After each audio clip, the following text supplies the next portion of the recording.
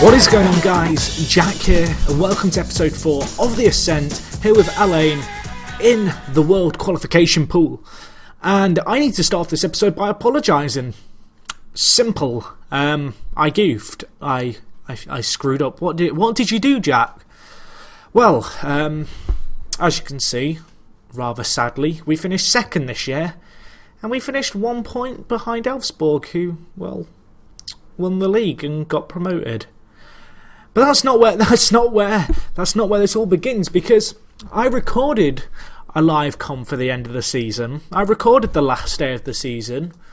The last day of the season where we drew 0-0 and Elfsborg won to get promoted. I recorded it.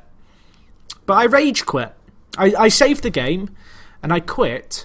But before I turned off my computer and went to bed for the night with a heavy head and disgusted at the lack of promotion, I didn't hit stop record. The capture software that I use, AverMedia, I have a built-in capture card. You have to manually stop recording when you're finished. I didn't. I held off the off button on my computer, woke up in the morning, video file was corrupt. So yeah, I did have a live end of the season.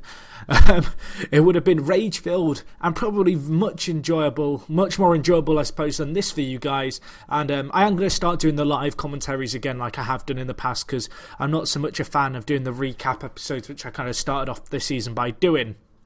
So yeah, next season we will be battling our way in this division again. In terms of our actual fixtures, at the end of the last episode, I think I was 8 points clear, and I thought I was home and dry. And, well, to be fair, since the last episode, we've not lost that many. It's just been draws, which were a problem that we had last year. Jayan's injury hit us hard. We couldn't score as many.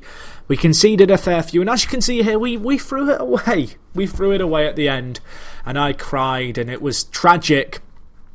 But it was just one of those things, unfortunately. In terms of the actual squad, pretty disappointing end to the season. Players didn't necessarily play badly. I've got to be honest, we played well. We just didn't turn up for some games, and draws cost us at the end of the day.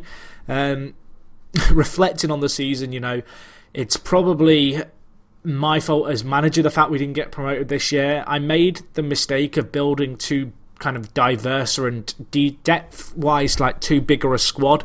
I was then kind of forced to rotate players to keep morale high, and in rotating players to keep morale high, I shot myself in the foot because we just didn't get any team cohesion going. I trained the tactics, I trained the team cohesion, it slipped away from us at the end of the season with a lack of goals just caused. Well, a lack of goals and a lack of clean sheets. In the games that we drew a lot 1-1 and 0-0 and 2-2, I don't know, it was disappointing. Defensively, we conceded a goal pretty much every game towards the end of the season, and it cost us. Now, I could recap all these results. I'm not going to, because I've already done it all in the video I lost, but rather I want to talk to you guys about the squad, what my plans are for the coming season. But I mean, you can see them here. We got some okay results at the end, but it just was too little too late. Okay, so let's talk all about this season. This season was a learning curve. I spent a lot of money, as you guys know, and it hasn't worked in our favour. It hasn't worked how I'd like it to. I forgot to cover this last episode, but I have signed some players on Bosman's, which I'll come on to shortly. But this season we signed a lot of players, and some of them just didn't step it up. There's players who I will definitely be selling. My aim this summer is really to, skin down the squad to really a team of essential players. Get rid of the fringy players who I've brought in who haven't really stepped up. Get rid of players like Jayan on too much money, and build again, because we have to win the league. And Elfsborg, they've gone up this year. We've been unfortunate. The draws cost us, 10 draws in 32 across the season. That works out at 20 points dropped just by drawing, which is far, far too many. And yeah, it's affected us badly. So that was, I guess, the big stumbling block for us this year. But my aim for the summer, skin down this squad, get it to a team that I'm very happy with. Focus more on the youth again. Maybe get, 2 players for every position, and that be it, that. Because at the moment, there's just far too many players. There's players like Clayton who just, 3 goals in 20 appearances. Granted, 10 were off the bench. It's just not good enough. I've got players I'm looking to bring in, and hopefully will be bringing in, who are definitely going to take us to that next level, and there's no reason why next season we shouldn't dominate. But yeah, it's been a tough medicine and tough pill to swallow, I suppose, missing out on promotion this year. I still can't believe I've not done it. Really am like shaking my head about that and pretty heartbroken. But it is just one of those things. In FM, sometimes you overestimate a team, you underestimate other people, and that cost me this year in the rotation of my squad. It was weird, actually. It wasn't really until this run in the middle where we drew and lost, 4 on the bounce, that I really realised, holy crap, might not win the league this year. And it's really frustrating because it's a league that, if you look at it, we led for the majority of the season. We've always been up there, and then just throw it away at the death. Those 4 draws cost us. We went back to the top, and then on the last day of the season, we could only draw. Elfsborg won. They leapfrogged us, and it was tough to take. But it's a learning experience. As I mentioned in the very first episode, this is not the kind of scenario I usually manage in FM. I don't usually have a team with loads of money. So it's kind of a unique opportunity, this team, to really test myself in a slightly different way. I'm not sure how many players are going to ask to leave. It'll be interesting to see how many players missing out on promotion want to jump ship, want to leave. I'm hoping some of the younger players want to stay. There's players like Jayan, who I'm definitely going to try and get rid of, and also kind of other fringe players. But I don't know. I feel like this squad's very good. I think in the summer it'll be more a case of me buying maybe a few young players, building for the future, getting some 15, 16 years old in the reserve team, get them bubbling along, get them training. Because to be honest, this team should be winning the league, and if I can keep the core of this squad the same, we'll win the league next year, no doubt in my mind. So yeah, that is how the season finished for us. It's really disappointing. We'll have a look at the player stats quickly. I'm not sure where our players will feature in this. We don't feature anywhere in the end, which is pretty disappointing. In terms of team stats, can we see stuff like salary per year? I'd guess we're the highest paid team. Yeah, we are. We're paying our players £32 million a year, and when you compare that to everyone else, it's pretty darn tragic. I wonder what our attendance has been like. Can I find us on this massive list of all the teams across... Well, there's 99 teams here from 3 different qualification leagues. I can't see us here easily. That's usually a sign that we're not too high. I could scroll through this for days trying to find us, but there we are. We're 67th with 4,000. So, the team has a relatively low kind of... profile.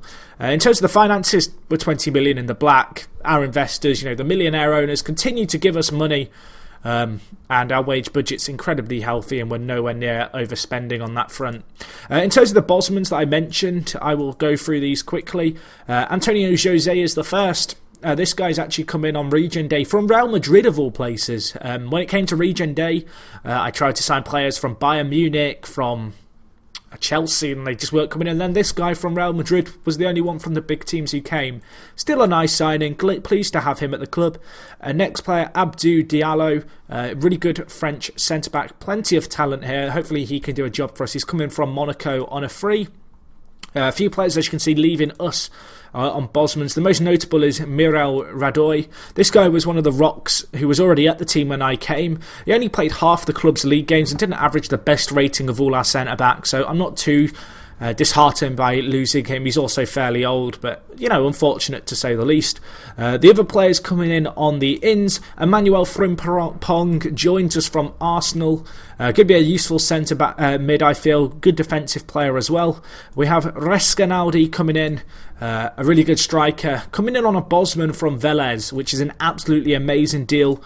The other players we have are Hansel Vera, who is going to be joining us, who's a really good, talented young American, and the return of the legend. You guys who are from my stream, you will know all about Vidra.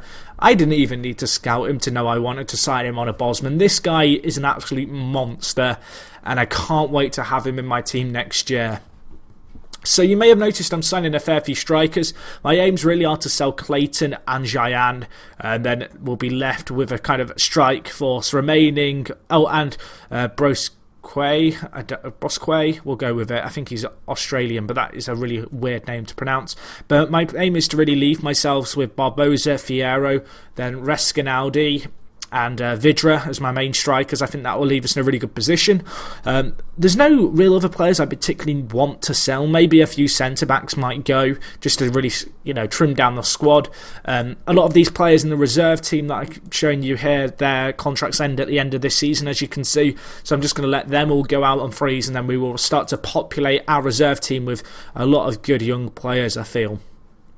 So anyway, yeah, that does wrap things up for today. It's not exactly the episode 4 I guess you guys were hoping for. It's not the episode 4 I was hoping for either. I honestly thought we were going to walk the league this year, and I think a lot of the blame hangs with myself and a little bit with the injuries to Jayan and stuff. But I don't know, you bounce back from these things, and I'm looking forward to seeing kind of how we step up to the challenge next year in terms of getting out of this division.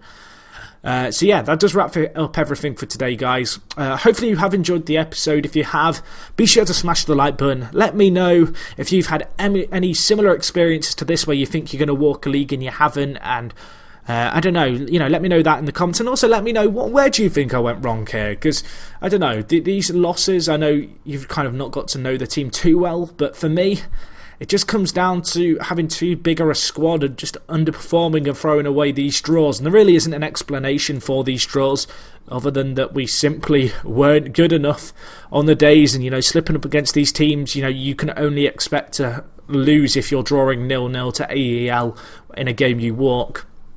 It's just one of those things, I suppose. So anyway, yeah, guys, this does wrap things up. Hopefully you've enjoyed as always.